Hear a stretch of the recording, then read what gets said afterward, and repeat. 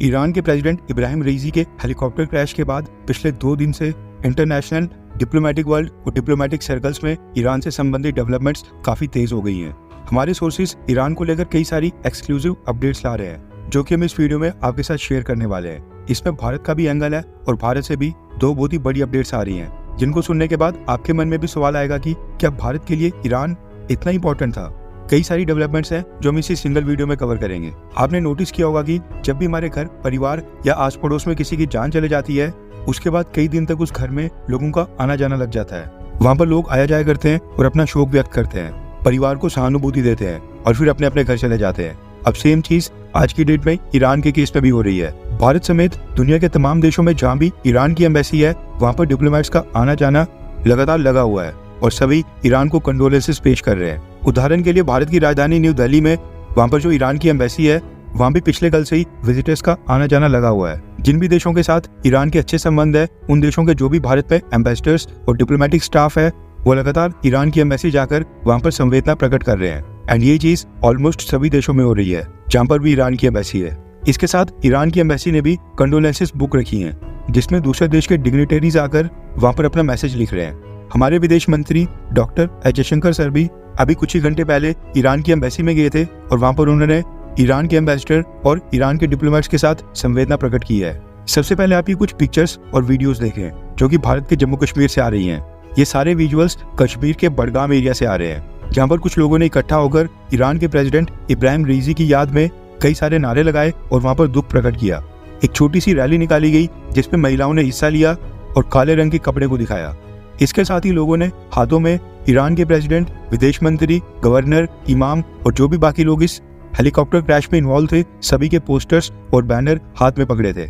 इसके साथ ही main road के ऊपर काले कपड़े के साथ भी कुछ पोस्टर्स लगाए गए हैं जो कि आप साफ तौर पर देख सकते हैं। रिपोर्ट्स ये भी हैं कि बडगाम के इस इलाके में लोगों ने वहाँ पर कुछ घंटे के लिए मार्केट को बंद रखा था और अपनी अपनी दुकानें बंद कर दी थी। वैसे ये भी बढ़िया है। अगर भारत सरकार ईरान के लिए एक दिन का राजकीय शोक मना रही है, तो फिर हम कौन होते हैं कश्मीर के इन लोगों को रोकने वाले। इन्हें भी तो फिर अधिकार है अपनी भावना को प्रकट करने का। एंड मोर ओवर ऐसा लग रहा है कि शिया समुदाय के लोग हैं, इसलिए ये ईरान के साथ संवेदना प्रकट करने के लिए सड़कों पर आए हैं, क्योंकि ईरान भी एक शिया देश है। डेटा के मुताबिक कश्मीर में भी 25 से 30% लोग वहाँ पर शिया मुस्लिम्स रहते हैं, जबकि बाकी के 70% सुन्नी मुस्लिम्स हैं। अब ऐसा नहीं है कि ईरान और भारत के रिलेशंस में कभी भी मनमुटाव नहीं आया हो और ईरान ने भारत के साथ कभी भी गलत नहीं किया हो। आपकी जानकारी के लिए बता दूं कि भारत और पाकिस्तान आज तक जब भी युद्ध में गए हैं, ईरान ने हमेशा ही पाकिस्तान को काफी सारे हथियार बेचे हैं। इसके अलावा कश्मीर मुद्दे के ऊपर भी ईरान ने कई बार पाकिस्तान की हाँ में हाँ मिलाई है और कश्मीर के ऊपर भारत को टारगेट किया है। और भारत ने जो साल 2019 में आर्टिकल 370 तोड़ा था, उसको लेकर और उसके साथ ही जो हमारा सिटीजनशिप अमेंडमेंट एक्ट था, इन दोनों को लेकर ईरान ने भारत के ऊपर कमेंट किया था और ये कहा था कि भारत की सरकार धर्म विशेष को टारगेट कर रही है, यानी कि मुस्लिम्स को टारगेट कर रही है। इसके साथ ही साल 2020 में जब भारत की राजधानी न्यू दिल्ली में दंगे हुए थे, उसको लेकर ईरान के सुप्रीम लीडर आयतुल्ला ने तो भारत के हिंदूज के ऊपर बेहद गंभीर आरोप लगाए थे। रेफरेंस के लिए आपकी स्क्रीन के ऊपर ईरान के सुप्रीम लीडर की उस स्टेटमेंट का स्क्रीनशॉट है। स्टेटमेंट में आयतुल्ला ने कहा था कि भारत के मुसलमानों के नरसंहार से पूरी दुनिया के मुसलमानों का दिल काफी दुखा है। भारत की सरकार को एक्सट्रीमिस्ट, कट्टरपंथी हिंदुओं और पार्टीज के ऊपर रोक लगानी चाहिए ताकि इस्लाम की दुनिया से भारत को अलग थलग करने से बचाया जाए। उस समय ईरान के सुप्रीम लीडर ने भारत को साफ धमकी देकर कहा था कि अगर भारत सरकार दिल्ली में मुसलमानों के नरसंहार को नहीं रोकेगी तो मुस्लिम देश भारत को अपने से दूर कर लेंगे। इसके साथ ही उन्होंने इंडियन मुस्लिम्स इन डेंजर इस हैशटैग का इस्तेमाल करके स्टेटमेंट ट्वीट भी की थी, यानी भारत का मुसलमान खतरे में है। ये कहना था ईरान के सुप्रीम लीडर आयतुल्ला का, जो कि अभी भी ईरान के अंदर सुप्रीम लीडर के पद पर है। कहने का तात्पर्य यह है कि ईरान ने भी हमेशा से भारत के अंदरूनी मामलों में कमेंट किया है, कुछ ऐसे रिएक्शंस दिए हैं जो कि भारत के लोगों को पसंद नहीं आएंगे।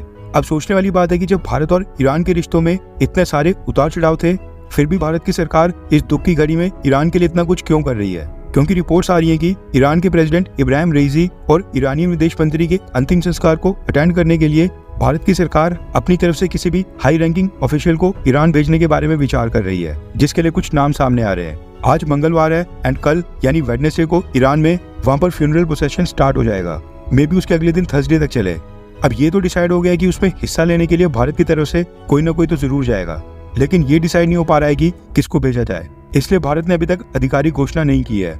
फिलहाल जो सोर्सेज से खबर आ रही है उसके मुताबिक सबसे पहला नाम आ रहा है भारत के वाइस प्रेसिडेंट श्री जगदीप धानकर जी का।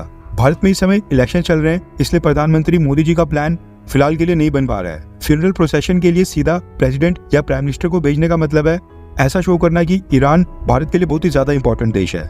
ईरान से बढ़कर भारत के लिए कुछ भी नहीं। नो डाउट कि ईरान भारत के लिए काफी महत्व रखता है, तभी तो हेलीकॉप्टर क्रैश के बाद भारत ने एक दिन के लिए भारत के अंदर राजकीय शोक की घोषणा की थी। आज हमारी सभी सरकारी बिल्डिंग्स के ऊपर तिरंगा झंडा आधा झुका हुआ है। अब कौन सा देश कितनी इंपॉर्टेंस रखता है, इसके ऊपर भी कई सारी चीजें तय होती हैं, और ये भी डिप्लोमेटिक वर्ल्ड में काफी जरूरी होता है कि कौन से देश को कितनी वैल्यू देनी है। भगवान ना करे कि अगर रशिया के प्रेसिडेंट व्लादिमीर पुतिन या फिर फ्रेंच प्रेसिडेंट इमैनुअल मैक्रोन कल को किसी एक्सीडेंट का शिकार होते हैं, तो वहां पर भारत अपने प्रेसिडेंट या प्राइम मिनिस्टर इन दोनों में से किसी को भेजेगा।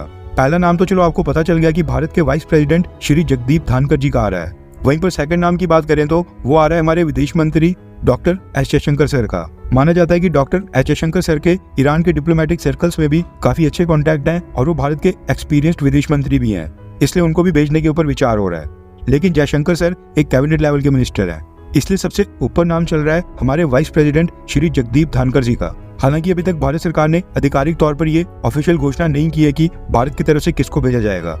वहीं पर रशिया से खबर आ रही है कि रशियन प्रेसिडेंट व्लादिमीर पुतिन खुद ही फ्लाई करके ईरान आ रहे हैं और इब्राहिम रेजी के फ्यूनरल प्रोसेशन में वो खुद हिस्सा लेंगे। रिपोर्ट्स आ रही हैं कि रशियन इंटेलिजेंस एजेंसीज इस ट्रिप को लेकर एक्स्ट्रा प्रिकॉशंस लेंगी और प्रेसिडेंट पुतिन जिस प्लेन में रशिया से ईरान आएंगे उसके साथ साथ 4 की संख्या में सुखोई Su-35 फाइटर जेट्स भी प्रेसिडेंट पुतिन को एस्कॉर्ट करेंगे। ये चारों Su-35 रशिया से ईरान भी जाएंगे और ईरान से वापस रशिया तक भी पुतिन को ये एस्कॉर्ट करेंगे।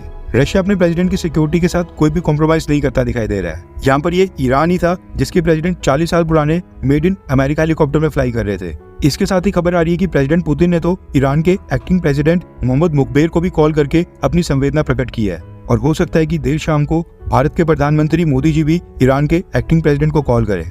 अब लास्ट मोमेंट के ऊपर क्या डिसाइड होता है क्या नहीं, कौन से देश को कौन रिप्रेजेंट करेगा, ये तो खैर कल या परसों ही पता चलेगा। लेकिन आप नीचे कमेंट करके बताएंगी क्या भारत को इब्राहिम रेजी के फ्यूनरल प्रोसेशन में भारत से किसी को भेजना भी चाहिए या फिर नहीं, एंड अगर भेजा जाए तो वो कौन होना चाहिए, हमारे vice president Shri Jagdeep Dhankhar sir, विदेश मंत्री डॉक्टर एस जयशंकर सर, या फिर भारत को कोई और रिप्रेजेंट करे। जो भी आपका ओपिनियन है, राय है, नीचे आप कमेंट करके जरूर बताएं। इसके साथ ही अगर आप हमारे चैनल के ऊपर पहली बार आए हैं तो प्लीज चैनल को सब्सक्राइब करके बेल आइकन को जरूर दबाएं, क्योंकि हम हर सुबह 9 बजे एक वीडियो लाते हैं जिसमें पिछले दिन की टॉप 10 अपडेट्स एक ही साथ कवर की जाती हैं। उतनी सारी इन्फॉर्मेशन के लिए आपको YouTube के ऊपर 10 अलग अलग वीडियोस नहीं देखनी पड़ेंगी। हम जियोपॉलिटिक्स, इंटरनेशनल रिलेशंस, डिफेंस और इकोनॉमी से रिलेटेड न्यूज अपने चैनल के ऊपर कवर करते हैं, और रेफरेंस के लिए आप हमारी आज सुबह वाली वीडियो को देख सकते हैं। आज के लिए बस इतना ही।